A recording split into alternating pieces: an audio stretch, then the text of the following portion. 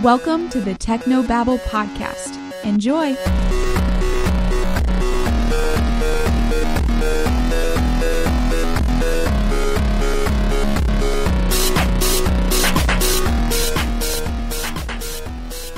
Hello everybody, I'm Kirk. Welcome back to another episode of the Technobabble podcast. This week we're actually doing something a little bit new. I have my co-host with me. You guys have probably heard him before, Bubbernaut. Go ahead and say hey, Bub.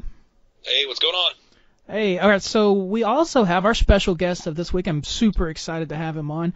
His name's Adam Koebel. That's Adam Koebel, right? That's how you pronounce it? Close. It's Koebel, kind of like kobold. Kobold. Okay, I like kobold. I can get down with that. Easier to remember. Small, rust-colored monster. All right, so Adam Koebel here, and for those of you that you probably know Adam as a dungeon master or participant in a lot of JP McDaniel's streams. He's been doing a lot of that for quite a time now, and you DM a lot for JP, especially Mirror Shades. I think is one of your guys' popular shows. And yeah, we've been doing Mirror Shades for, I think we just did episode 7 yesterday, and we were on almost episode 20 I think by now of Swan Song, which is the other show that we do on the regular. Swan Song. So if you guys haven't checked that out, go check that out. But Adam, before we get into all of that good stuff, why don't you tell us a little about who you are and maybe your background a little bit, so people can get to know you a little bit?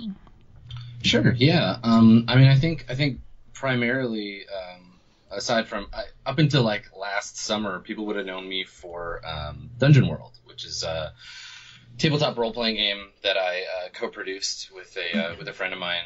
And we kickstarted it a couple of years ago. So that's kind of my main jam, doing game design, focused primarily on Dungeon World stuff. And then lately, like you mentioned, I've been GMing for ItMeJP, doing Swan Song and Mirror Shades, picking up a couple of things here and there. I ran a game for Misclicks a while back. And then in the last little while, I've actually just started my own Twitch channel. So I've been streaming game content there, kind of doing some introspection about game design and how all that stuff works. So I've been a busy little nerd the last year or so. So would you consider yourself more of a professional game master or a game designer, or maybe like a hybrid? What do you classify yourself as, I guess? Yeah, I think it depends on who's asking, right? Like, if I have to explain what I do for a living to someone who doesn't know anything about games, usually the conversation goes, yeah, I'm a game designer, and then they're like, oh, what kind of game? And I'm like, okay, you ever played Dungeons & Dragons before? And then I have to go through the whole explaining what a role-playing game is. No, we don't wear funny costumes. No, it's not a vampire LARP. It's like, I just get paid to sit home in front of my computer, man. Let's just leave it at that. Yeah, exactly. Sometimes I play those games, sometimes I design them, sometimes a little of both. I think that design is the big focus for me, whether I'm GMing a game or playing a computer RPG or whatever. Like, I'm always thinking about how games are built and kind of what the designer's intent is in the game. And then, obviously I do some design work on my own. So that kind of all rolls back into making that content. Right. Well, see, I'm a little bit of a Dungeons and Dragons noob myself, if you will. The game's obviously always been around. I've even played it in the past with friends. I wouldn't consider myself too knowledgeable about the game, which is one of the reasons I brought my friend here, Bub, along, because he himself is a professional dungeon master. He DMs games, and that's kind of what he does. So I thought he might have a little bit more insight and maybe a few more interesting questions that people might be able to get some more information out of. But for me, Dungeon World, it seems very interesting. I've read over it, I looked at it, but the big question I have is what makes it different than your classic, Pathfinder, Dungeons and Dragons kind of thing? Yeah, sure. Well, I think this is the thing, right? Like, and a lot of my kind of opinion on this comes from my previous professional life in advertising, and I think that Dungeons and Dragons isn't really a game anymore. I think it's a brand. Right. When you tell somebody, like, it's kind of like Band-Aid or Kleenex or Q-tips, right? Like, people think of role-playing games, they think of Dungeons and Dragons. So, Dungeon World, I think of it as kind of a piece of that larger pie, right? Like actual D&D produced by Wizards of the Coast is also a piece. Pathfinder is a piece, but then so is like, D&D Online, and World of Warcraft has a piece of the D&D pie. Like it's a larger brand thing that in people's consciousness than just a single game. And so Dungeon World, the kind of angle that we take on it is that it's designed to be a game that plays at the table like you remember D&D playing when you were a kid, right? Like when you're 12 and you're trying to learn your way through 2nd edition Advanced Dungeons and Dragons, and Gary Gygax is throwing this like florid rules prose at you. You kind of just gloss over that stuff and end up playing the game the way you think it's supposed to play. Definitely, yeah. And when you go back and you start telling stories about like, remember when we were playing that game and like, we fought the dragon and you like jumped on the dragon's back and like, stabbed him in the neck. Like those are the stories that we tell. It's not like, hey, remember when I rolled that +5 on my climb check and then got a 17? Like you don't remember the rules. So Dungeon World is designed to get those rules like in, resolve whatever it is they need to resolve, and then get the hell out of the way so you can keep describing what you're doing. So it ends up flowing a little bit more like kind of a shared narrative and a little less like engaging the rules quite as hard. Which is why we've found in the last couple of years that it's really popular with folks who are either experienced GMs that want to get new players into role-playing because it's so easy to play. And it's also really good for brand new GMs, so folks who maybe have played games before but who are nervous about having to remember a bunch of rules and being in charge. So it kind of like it's a good intro game, not in that it's simple or that it like should lead to Pathfinder or whatever necessarily, but the way the rules are designed, it's there for people to kind of pick up. So if you're not really familiar with D&D or you're looking at GM for the first time, Dungeon World kind of hits that spot, I think, really well. Right. So it's basically a great way for someone like me who's familiar to some degree with Dungeons and Dragons and other role-playing games. But it's again, you got to buy all these manuals and read these player handbooks and the DM handbooks and all that. I guess you still kind of have that kind of stuff, but it's done in such a way where the world is a lot more kind of your oyster. You don't have to rely so much on, okay, well, when you encounter this, then you have to do this. You can kind of, I guess, make up things on the fly. Is that how I'm understanding it? Yeah, the game provides a mechanical framework for that stuff without relying on adherence to the framework really hard. Like, it has rules. It's still a game, but those rules are there not so much to resolve conflict necessarily as to encourage contribution, encourage player involvement in the game, both from the GM and the player side. And kind of part of what we thought about when we were releasing it is that in part the idea that making a new game is hard, right? And like getting it out there and getting people to notice it, especially if your game doesn't do on the surface anything super different from Pathfinder. Like if you take a look at Dungeon World, look at the cover of it. It's got some cool looking adventurers on it. It's got some monsters. There's some bad stuff going on. It hits all the tropes, but you wouldn't know unless you look in it how it's different. So one thing that we did to kind of get it out to a bigger audience was that all the text in the game is a Creative Commons license. So it's there's no copyright on it. So there's free versions of the text online. People can go check out the game. If they like it, then they can buy it. If they can afford to do so, that's cool. But if not, they can still play Dungeon World, right? It's still available. Mm-hmm. And what this has done too is that it's allowed people, because the license is permissive in a way that lets you create your own stuff and sell it.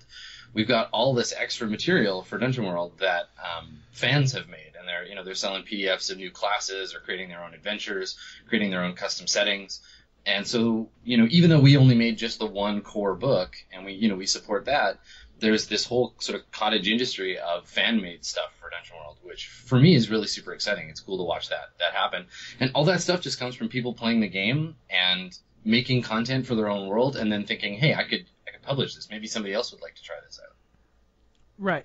One of the things that really interested me, and I learned about this, I saw you guys, I've seen a few episodes of the Swan Song and Mirror mm-hmm. Shades, where you guys do this thing when you're creating characters.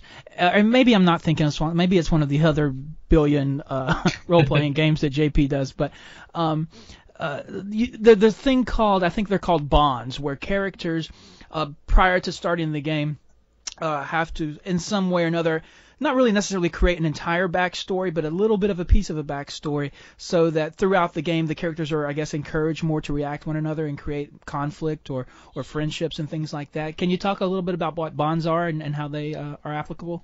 Yeah, for sure. So bonds are a mechanic in Dungeon World that they're really easy to port out to other games. You might have seen them.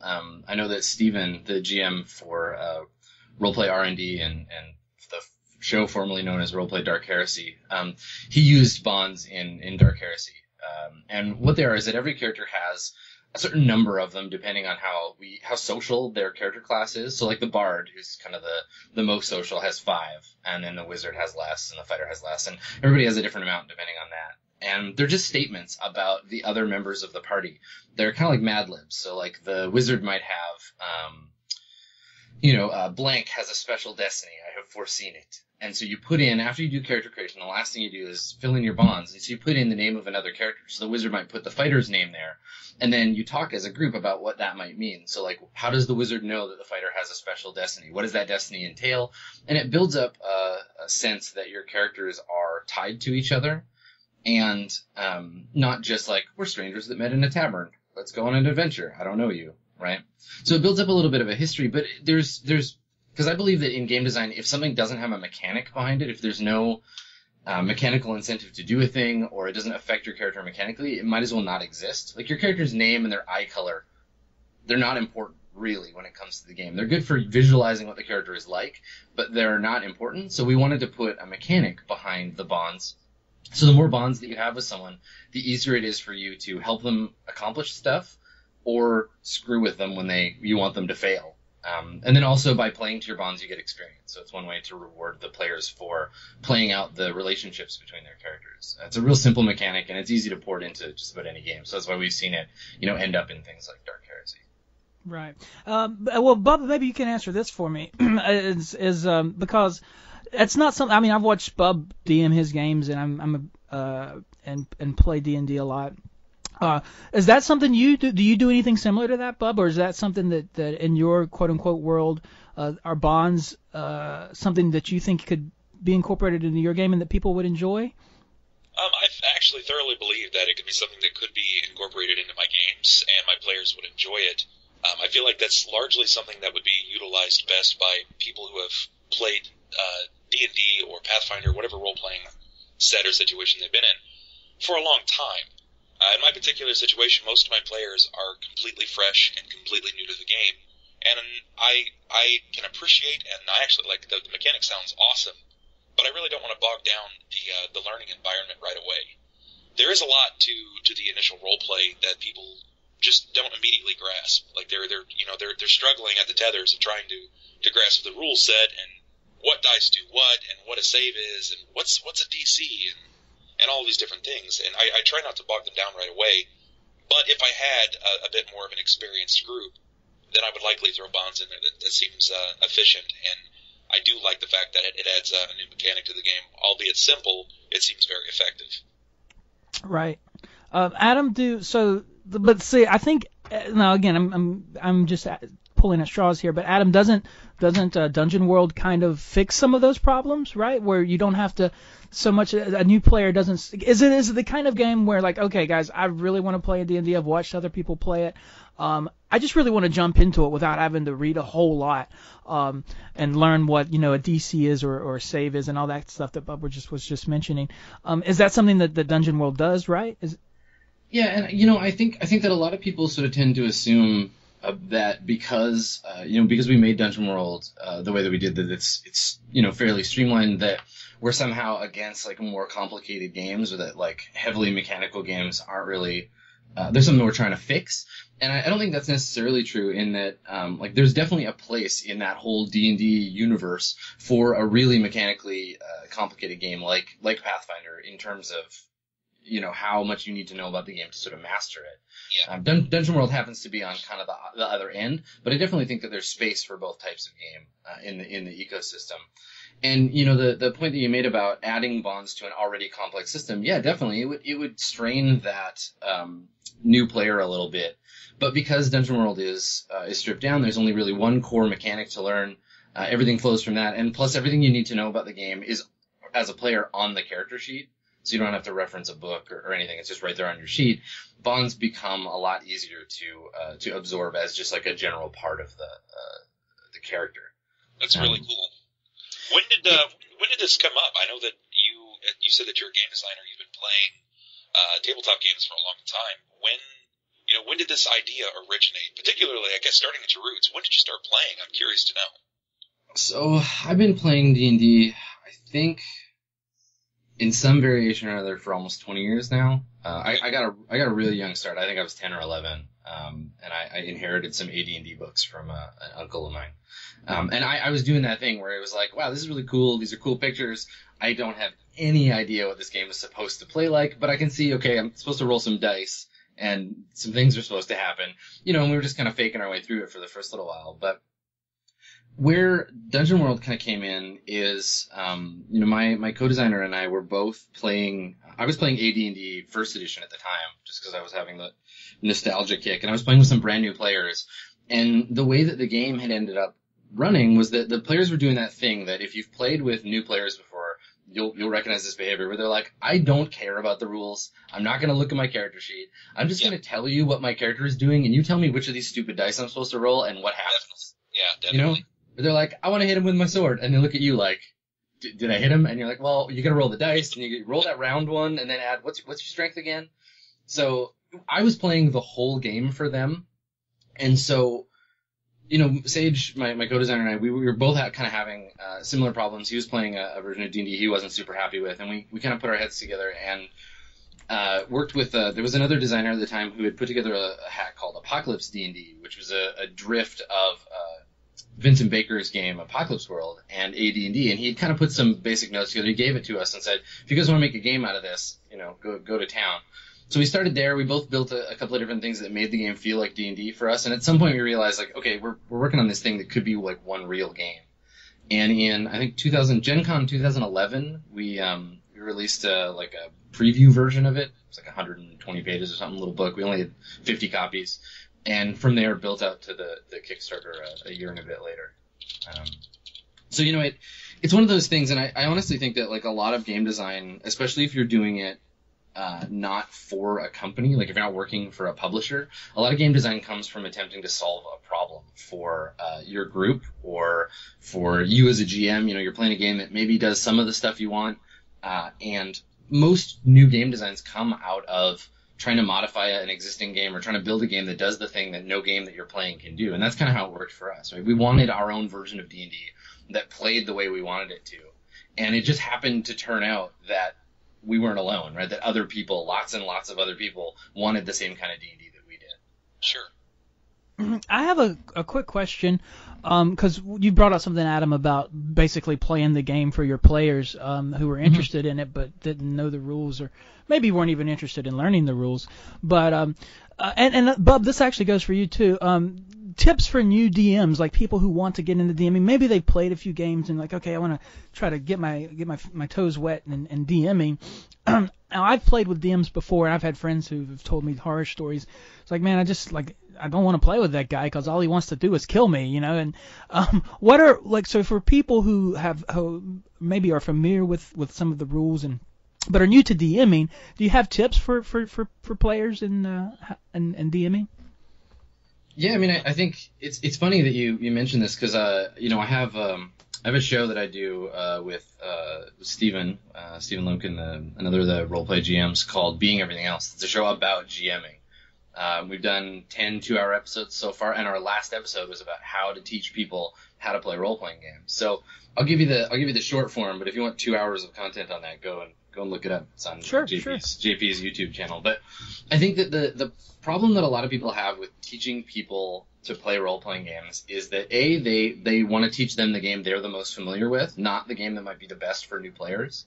So, I might be like, and this is a thing that happens to me where I'm like, oh yeah, I really like, a game like Burning Wheel or Torchbearer, and they are mechanically complicated games. They are hard to learn and hard to be good at. And so I'll want to teach them that because that's what I want to play, but it might not be the right game for new players. So picking the right game is important, and that relies on the GM having a broad enough knowledge of games in general, right? Because if you only know one game, you're only ever going to be able to teach that game, and it might not be the right game for the people that you're trying to teach the game to. So my biggest advice there is just like know a lot of games so that you have a broad library to pick from. And then, talk to the players about why they want to role play, right? Or what do they know about role playing? What do they think is going to be fun about it? Because somebody who wants to role play because they've played, hundreds of hours of World of Warcraft, and they're like, oh, I heard this is kind of like D&D and I want to try that. They're going to want a different experience out of the game, and they're going to need to play a different game than someone who's like, oh, I saw an episode of Community one time and they were playing D&D and it looked like fun. Yeah. Right? So I think a lot of people jump in assuming that all games are the same and that all players are the same, but you really kind of have to dig in before you even get to the table and make sure that you're taking that right first step. Yeah, it's funny that you mentioned Community or role-playing games on TV. And you see that a lot, especially, I don't know if you're a fan of The Big Bang Theory, but I'm a huge fan. And you see those guys playing Dungeons and Dragons. And for people like that know who actually play Dungeons and Dragons, or at least are familiar with it, like that's not how you play Dungeons and Dragons, So there's definitely, but I guess there's definitely a lot of different ways to play it, and finding the right game or the right setting for you. I think there's people who are at all interested in this kind of thing. I think there's a game out there for them. And one of the reasons I was so intrigued by Dungeon Masters, or Dungeon World, I'm sorry, was because I'd like to say it's an introductory into tabletop role-playing game. Yeah, I mean, I think the thing that Dungeon World does is that if you're an experienced player, you got an experienced group, it can be a different kind of game that's not so unfamiliar. So if you're playing with a group that's only ever played D&D or Pathfinder before, and you're getting kind of tired of it as the GM, you want something that offloads a little bit of the responsibility onto the players, and runs a little faster. But you don't want to necessarily like buy in for a whole big campaign. Dungeon World can be a great way to say, okay, we're going to take a break, or like a couple of people aren't playing this week, so the three of us are going to sit down and play Dungeon World. And it's easy to pick up, and you can play a fairly satisfying game in 4 hours because character creation is short and a lot of it is built on improvising as the GM. But it's not alien to people who are already familiar with what a D&D is. Like if you got a player in your group who refuses to play any game in which they can't be an elf wizard, you can be like, Dungeon World, it's got elf wizards. It's cool. You can stay firmly in your comfort zone, but we're going to move you over here to this other game. But you could be a different kind of elf wizard. So I think that in that way, it's good to play with experienced players already who are trying to get a different, maybe more narrative and less rules-focused experience out of gaming. It really encourages player creativity and sort of seeing the rules as a way to increase that rather than a tool you have to engage directly for its own sake. I was introduced to D&D much later. I was taught in 3.5 of Dungeons and Dragons, and I've since moved on to Pathfinder. That is largely where most of my players like to go. That's what they want to get into the epic fantasy. I also DM several other styles of games, like I get into World of Darkness. I'm learning GURPS. I've got the Pokemon tabletop. I'm learning Star Wars. I've got Palladium, Heroes, TMNT. I've got all of these different things, but everybody keeps wanting to go to the immediate epic fantasy, such as Pathfinder 5th edition, 3.5. Why do you think that is? Why do you think they want to keep going this? Do you think it's because of the epic fantasy of TV that we see, such as The Hobbit and Lord of the Rings? Or is it just because maybe they just like unicorns and dragons? What is your opinion of that? I think there's a couple of things here, right? Like Pathfinder in particular, and games of a similar complexity, they do this thing like as a. I mean, this is the trick, right? Is that a game? There's no such thing as a game designed purely for the sake of game design, right? Like a lot of games, especially bigger games, are designed as a product to be sold, right? And so Pathfinder does this amazing thing where once you're good at it, you don't want to play anything else necessarily because you're already so bought into this game that you've mastered, right? Where you're like, well, I spent all this time getting to know 3.5 or Pathfinder or D&D, and that's my game because I've sunk that time in. Video games too. So I think there's a degree of that in there where it's like, they've learned the game, they're familiar with the tropes, and in people's heads, I think a lot of the time, setting and system get kind of mashed up together, where they're like, well, I'm familiar with Pathfinder. Pathfinder is epic fantasy. That's the kind of game that I want to play because because that's what role-playing is for me. So it can be hard to bend away from that.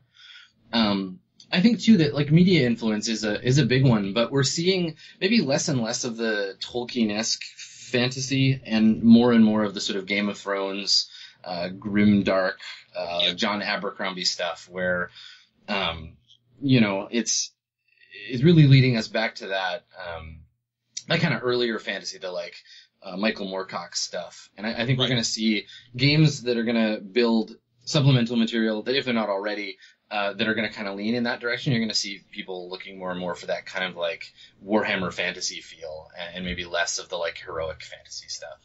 Right. But again, it's like it depends on what fantasy means to a given person, what part of that D&D brand spectrum you fall on, and the kind of games that people are used to playing. Right? How would you open that up to other genres such as Dark Heresy or Shadowrun? If I have an entire field of people who just want Pathfinder, and I'm trying to move into another campaign setting, such as those two that I'd mentioned, how would you go about that, introducing that to a select group of individuals? So I think a lot of GMs, when they try to do this, the flaw that ends up coming up is that because you want to play the game you're familiar with and you want to play the game that your players are familiar with, people will buy supplements for existing popular games that try to repaint things in another way. So like, you know what, I've been playing Pathfinder forever. I'm sick to death of heroic fantasy. I want to do steampunk. But instead of going out and looking for a steampunk role-playing game that's designed with that genre in mind, they're like, okay, well, we're just going to add a bunch of steampunky shit to Pathfinder and be like, okay, cool. So it's this, but system, and this is a thing that I always try to hit home with people about, is that system matters, right? The mechanics of the game are the game. And whatever skin you put on them, the game is still that game. So, unless you dramatically change the rules, then you're not gonna get a different feel. But what you can do is you can find games that do, like Dungeon World, that find games that do similar things, but are ostensibly more hackable, right? Like there's an entire chapter in Dungeon World about how to modify that feeling, how to take away some of the high fantasy and add in some of the like grittier fantasy, or like how to add in sci-fi elements or whatever. And games that have a strong core mechanic, but allow you to bend and flex it a little bit, can be really good for helping people move from a comfortable space, both setting and mechanics wise, to a different space with different mechanics without having to shock them into being like, okay, I'm going to take away your Pathfinder and now we're all going to play, Fiasco or something that's like quite a bit further away. Right. How long have you been dungeon mastering? Have you always been a player, or when did you start DMing? I feel like my ratio, and I think this is probably true of a lot of people, my ratio of GM time to player time is dramatically out of whack. Like I'm a player maybe like 1 hour to every 10 that I'm a GM, if that. Yeah, I'm right there as well. You do play on a few episodes where Steven DMs, right? And yeah, I've been on a couple episodes of West Marches, which was super fun. It's a nice little vacation from GM town. But I think that like by default, and this is the thing that I'm kind of trying to actively combat with, with our show being everything else. Like people are afraid to GM because they think that it's some like magic thing that only certain people are capable of doing, which is a total load of BS. Like anybody can GM. A GM's not special. They're just another player. They just happen to have different rules. And also there's this weird implied sort of social thing where the person that cares the most about the game ends up being the GM, because without them the game might not happen. And for me, a lot of the time that's where I end up, is that I'm just the most familiar with the rules. I'm the most driven to try out a new game, and so people tend to expect that I'm going to be the one that learns the rules. And for me, that's kind of like normative and natural, because I'm very interested in game design. And I learn new games quickly and try to absorb as many as I can. So I end up wanting to try them out with people. It's one of those things where I don't have like, begrudging GM syndrome where I'm like, oh, I got a GM again. But it is nice occasionally to be able to engage the game in a different way. I think you got to have experience with both to really understand how a game works. So you've been DMing for quite a while, I'm assuming. And like you said, you've been it's like a 10-to-1 ratio on the GM to player aspect. When you actually do get to be the player, do you feel like your viewers or your players expect more of you when you are the player? Because you know so much about the rules, a lot of people assume that because you know so much about the rules, you can manipulate them to better your favor. do you feel like people expect more out of you as a player than they do as a GM?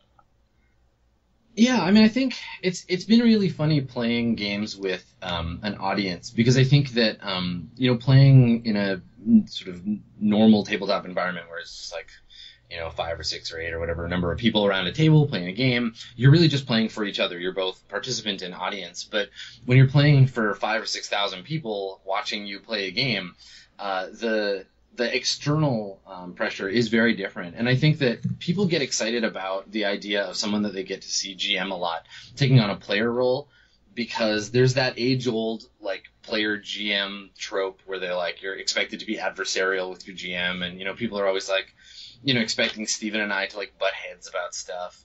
And so I think that there's a degree of that from the outside, but I've never felt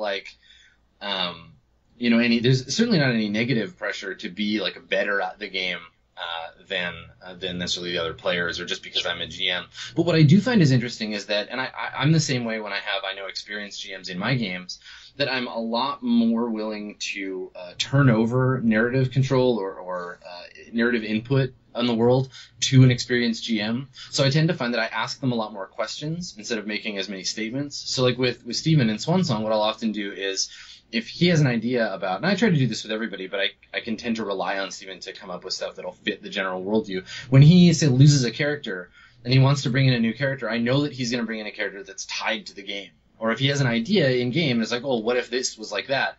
I often find it easier to say, yeah, that's great. I didn't have any plans for this, part of the world, so we'll use your idea and build that in. And I think that that's a habit that really every GM can kind of get into, and it encourages players to contribute positively. And then when it comes time, when you're done being the GM, you want to get that weight off your shoulder for a little while. People are already in your group are already going to be more familiar with the idea that they can contribute, and so taking on a GM role is going to be a little less frightening for them. Right. Yep. That's one of the coolest things for me, I think, that you guys have done is to build the world, and so much so that the world is even kind of actively changing, even when the players aren't playing. I remember back when you guys started doing Swan Song, you would even do, I don't know if you're still doing this or not, but you would do sessions in between gameplay sessions. You would do things that helped the world evolve and change, so that when the players came back, things could be different and more. It makes it more organic, Yeah, and that's the advantage of, and basically the whole reason why we chose to play Stars Without Number, which is the system that we're using for Swansong, is because while it's built, the moment-to-moment gameplay at the table is built on a very stripped-down sort of basic D&D model, really easy to play, not a lot of mechanics to get in the way. The thing that really appealed to me was the faction turn, and this is what the GM does between sessions. So every in-game month, or every time the players finish a mission, I do a hour to 2 hour session on my own Twitch channel where I go over what's happening in the world while the players are busy doing their thing. So while they might be off on some random desert planet trying to survive an alien attack, the rest of the world is still moving around them. And so it creates this really persistent universe kind of feel where just because things are a certain way on one planet one day, if you come back in 6 months, they're not going to be exactly the same. It's not going to feel like a computer RPG where the NPCs say the same damn thing to you every time you talk to them. You come back and maybe that town you're going to visit, maybe it got blown up because there's a war on this planet and the war changes the planet. Right? So I think that people are really responding to that well, and it gives the universe an organic feel. And this is something that, I think that a lot of games have started to pick up on. Apocalypse World, Dungeon World, they both have this kind of mechanism for ongoing world development outside of play. And as a GM, it's something that I've sort of internalized as really necessary for a campaign world to feel real. What is it, I guess, really that makes DMing the most fun for you? Why do you enjoy it so much so to even go above and beyond as to create a Dungeon World?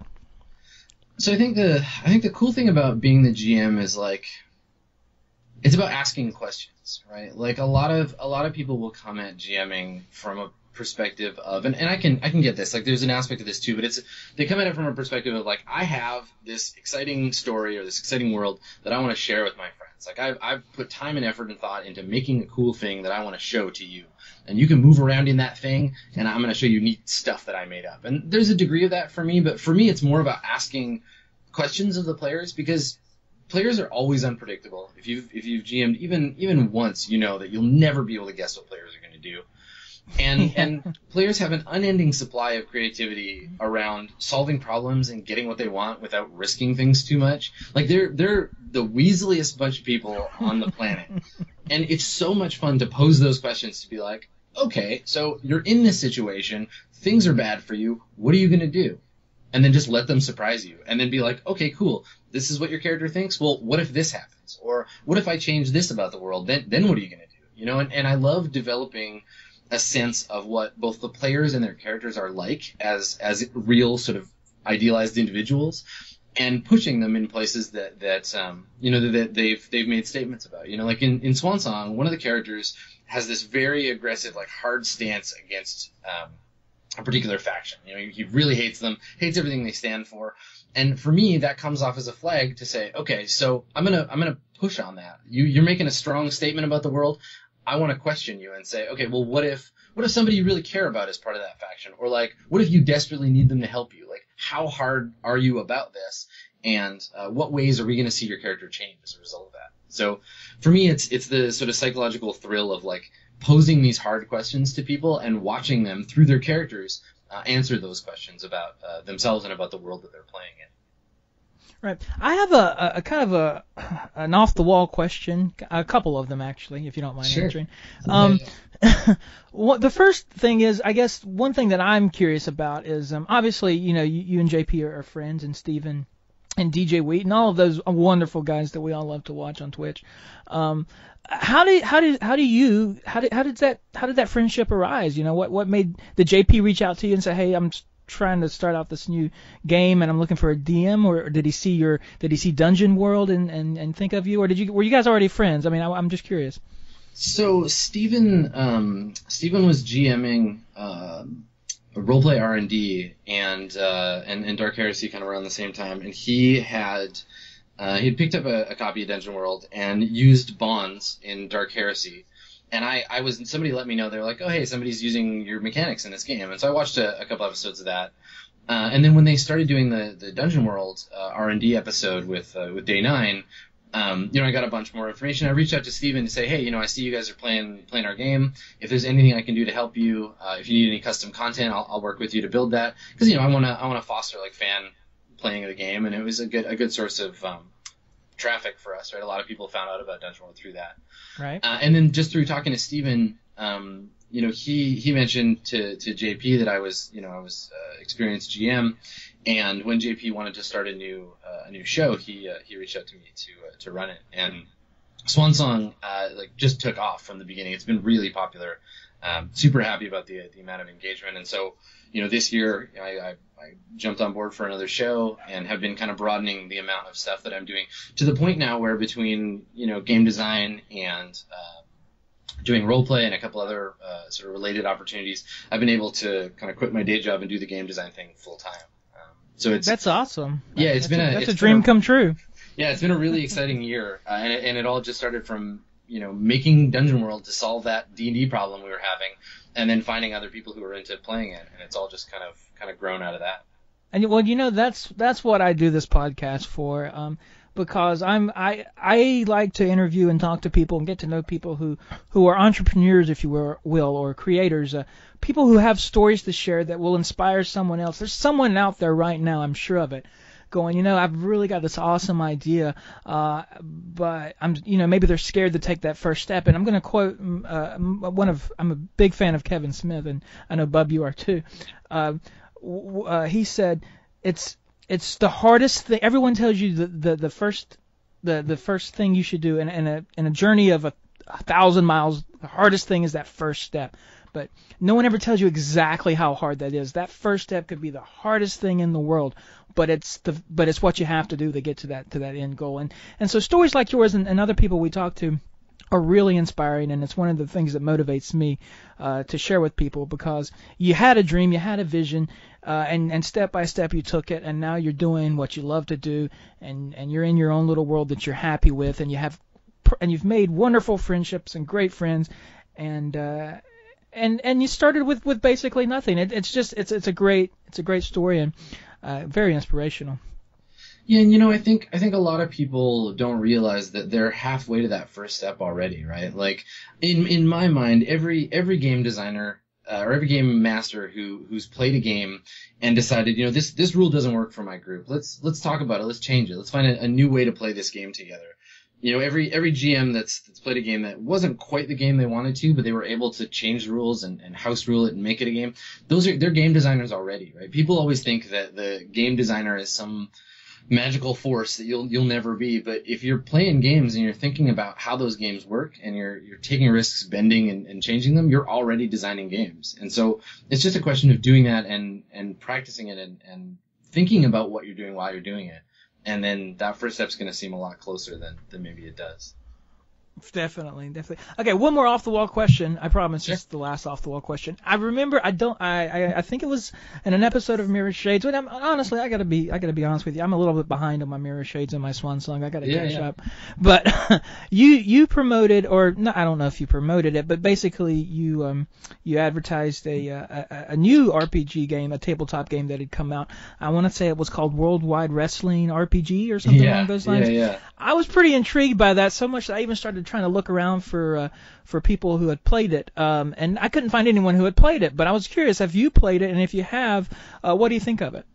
So I've read the book. I haven't had a chance to play it live yet, but I know Nathan, the designer, and his other work is great.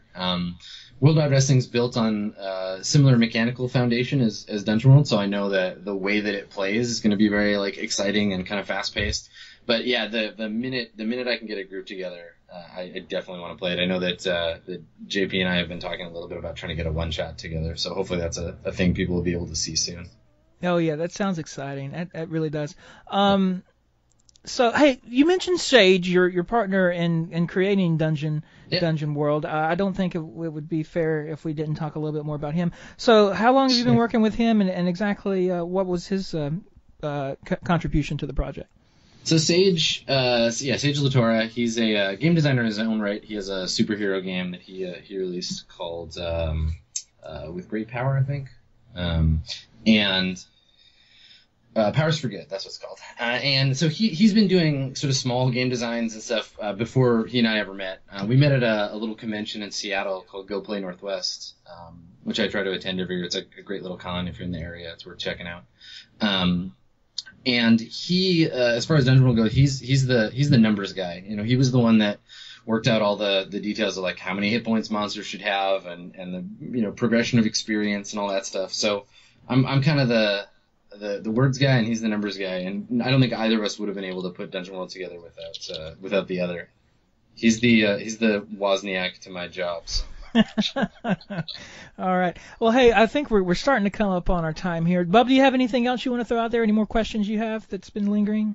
Yeah. I mean, as a longtime viewer of your works, how does one become involved a bit more with JP and with Adam and with Sage? How can we as creators, as storytellers, involve ourselves with you guys? Because right now I don't want to say that you're on the next level, but you're also entertainers, so you're consistently busy. Like you said, it's been a very busy year for you thus far. And I know that it's not just speaking for myself, but for others alike. How can we become involved with you and future games, things of that nature? So I think, I can't speak entirely for JP, but a lot of the content that we designed for his channel is around getting games out to a new audience, right? A lot of the people that end up watching Swan Song or Solemn or Mirror Shades, they've never played D&D before. A lot of the time we get people who don't even know what we're doing. They're like, where's the game? What's happening? Are you all just a bunch of people talking? Yeah, is this make-believe? What's happening? And so for us, that's kind of the thing, is we want to get the game out to as many new people as we can. And so through the audience of, a lot of esports folks and everything, that's kind of our main angle, is bringing this audience in and saying hey, role-playing's a thing, check it out. For me, I think that there's still a lot of room for other GMs to do kind of their own thing, right? Is to find find that thing that you have to contribute to the general space, right? Every GM does things a little bit differently. Some people might be able to make a really visually compelling show. They're good at making like custom art, and they want to build that for their show. But like, just get some people together and make sure everybody's got a webcam and a mic, and put a show together and like get it out there. Because building like regular content, like if you play every week and you have a regular audience, it's gonna grow like dramatically on its own. And that kind of stuff, like that's the kind of thing that I love seeing happen, and I love being able to like retweet it and support it, and host those channels when I'm not running my Twitch channel. So I think that more than, because we get that question a lot, like, hey, do you guys ever have room on your show for another player, or like, do you want another GM? And like, honestly, I think that making that base broader rather than taller is always going to be preferable, right? We want to have as many people playing games online as possible. And so, to that end, there's that sense of like, just kind of take the leap, right? Because people want this content, and I can't GM 24 hours a day, so somebody else has got to be there when we're not online. Right. So I'd go that way, like get a group together of people who are comfortable being on a stream, and just like start your own D&D game. People will be into it. You'll get an audience if you're consistent. I feel like people are afraid to reach out. I know that you had said earlier that it feels like sort of not necessarily an elite club, or that they don't feel like they can do it, but a lot of people are afraid to GM games because everybody's afraid of that immediate rejection. Like, is my story compelling enough? Am I going to roleplay well enough? Is the combat exciting?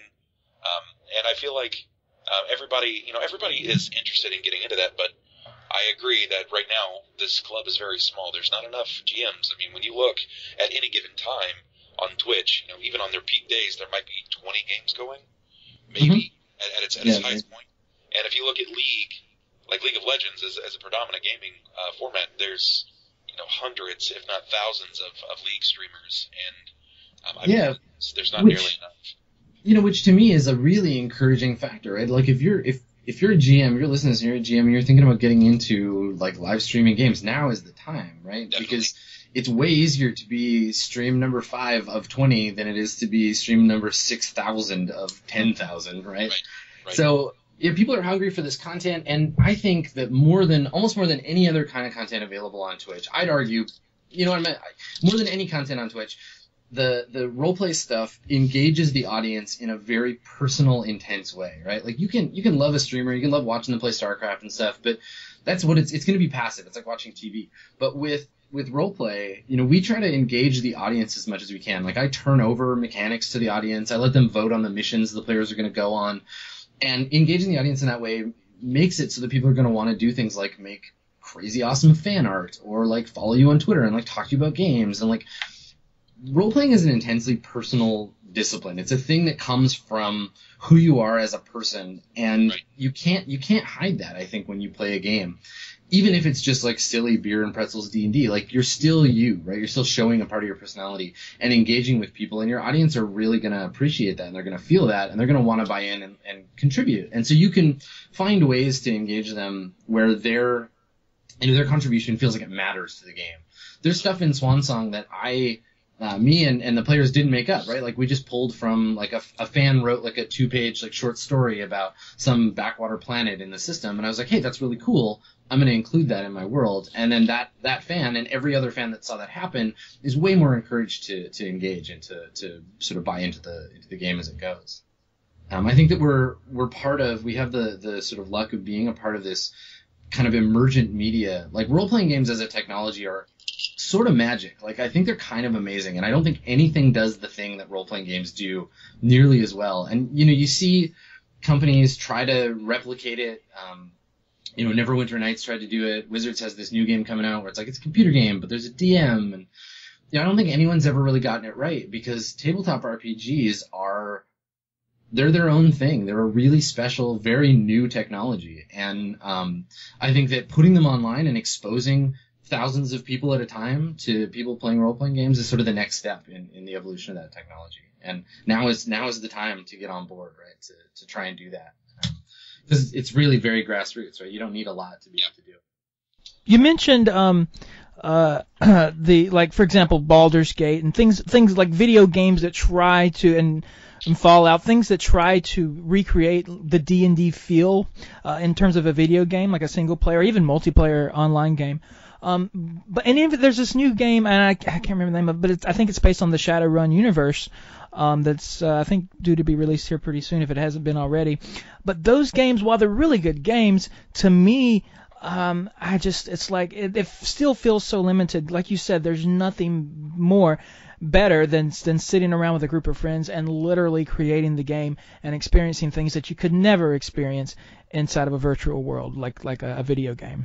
Yeah, I mean, I think that some of these games that try to emulate what it's like to play D&D, it's like watching a movie of a stage player looking at a photograph of a painting. Like, you kind of get the idea what they're going for, but it's not. There's just something not quite the same as participating in a game or watching people create content like live, like improvise 4 hours of entertaining content just being supported by a rule set.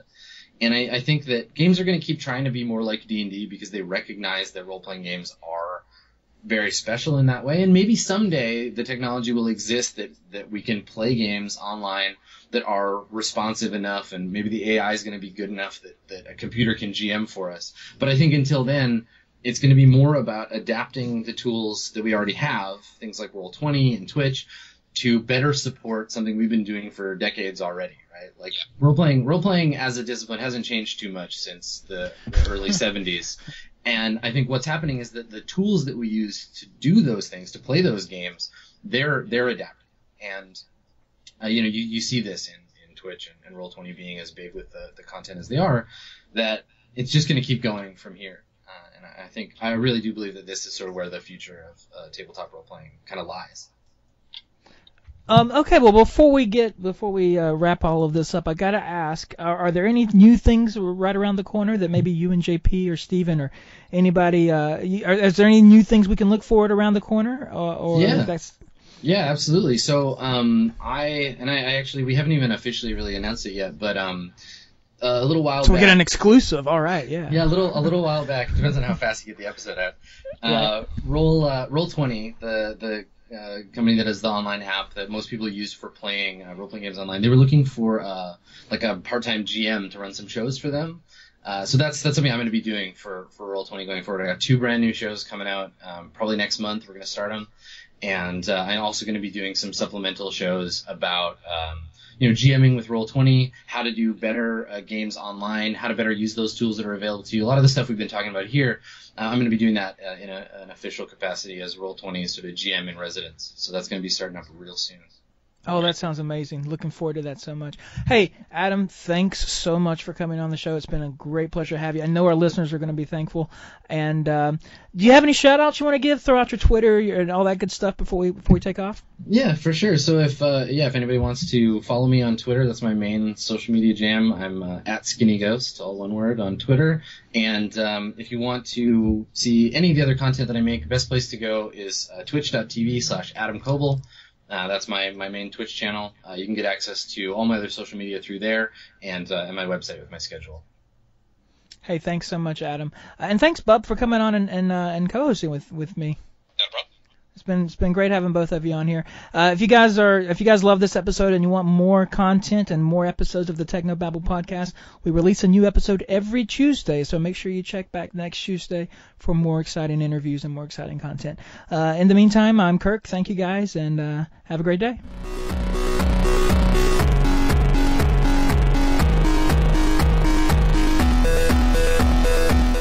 This concludes the Technobabble podcast. If you would like to leave feedback, please send us an email to thetechnobabblepodcast@gmail.com, or feel free to reach out to us via Twitter @thetechnobabble. Thanks for listening. See you next time.